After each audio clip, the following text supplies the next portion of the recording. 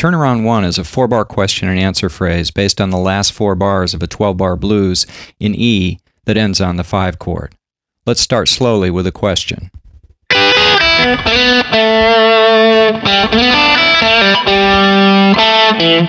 And now the answer.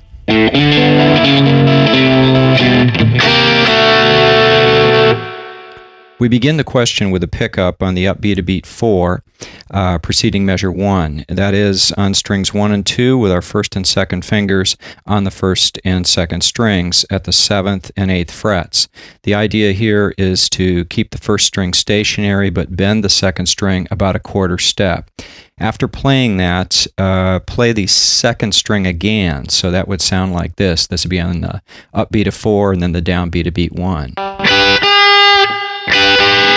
And then after that, on the same beat in a triplet, go to the open first string and then second all together.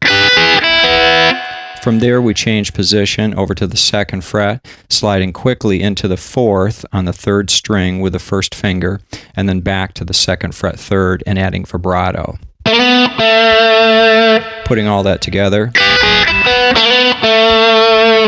From there, it's the open 3rd string and a quick slide from the 3rd fret to the 4th with the 2nd finger, leaving that finger down on that string and fret and adding in the 3rd fret 2nd and playing the 2 together, and then leaving those fingers down and playing the 2nd string and the open string together.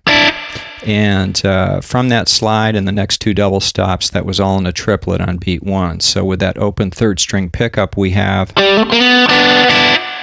and then back to the 2nd fret, pulling off on the 3rd string, that is, with the first finger from the 2nd fret to the open, and then playing the open again. And then finishing the idea with a first finger roll on the 2nd fret 3rd string over to the 4th with a damp. So here in the second measure we have. Okay, moving on to the answer. We start in the upbeat of beat 1 in the 3rd bar with the open 5th string, and then slide with the 2nd finger into the 5th fret on the 5th string. Also noteworthy here is we're going to play at about a third less volume to try to get a different tone from the amp.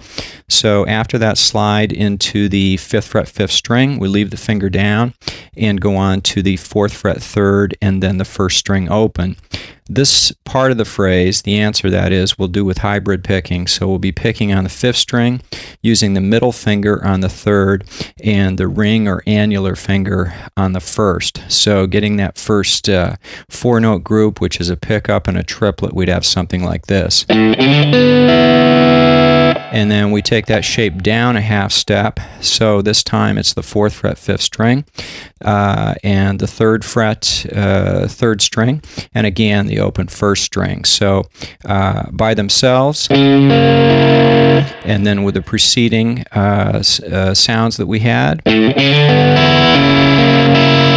So note the fact that there's a continual slide sound happening here on the 3rd string, kind of subtle, but it's there. And let's continue with that to beat 4 of the measure. Same shape, this time 3rd fret 5th string with 2nd fret 3rd. At this point, we're just going to play the bass notes. So we have. We're still getting the effect of the 3rd string note there because of the slide on the 3rd string. That's sustaining, and we're done, almost done with the hybrid picking. We've got one more note here, which is the open 1st string at the end of the bar. From there, we'll do some, actually we'll move down 1 fret, moving down 1 fret to our final position here for the E chord.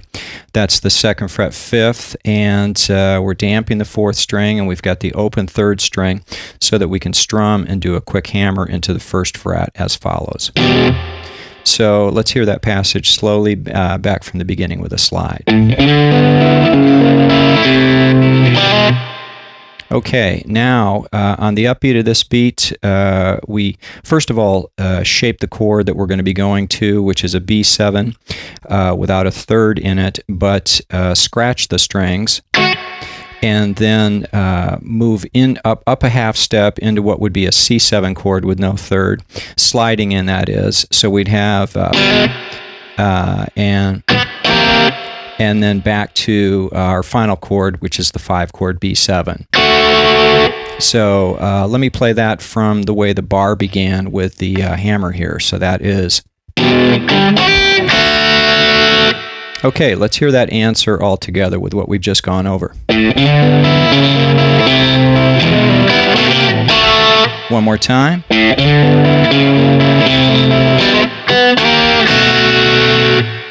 Okay, now one other suggestion here as a type of variation or sort of variation is that when you're playing a blues like this, obviously you don't go to the 5 chord at the end all the time, meaning when you're going to finish the song, you typically finish on the 1 chord. So we wouldn't want to use the ending we just did.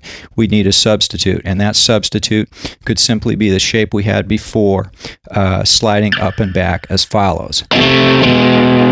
So, at that ending,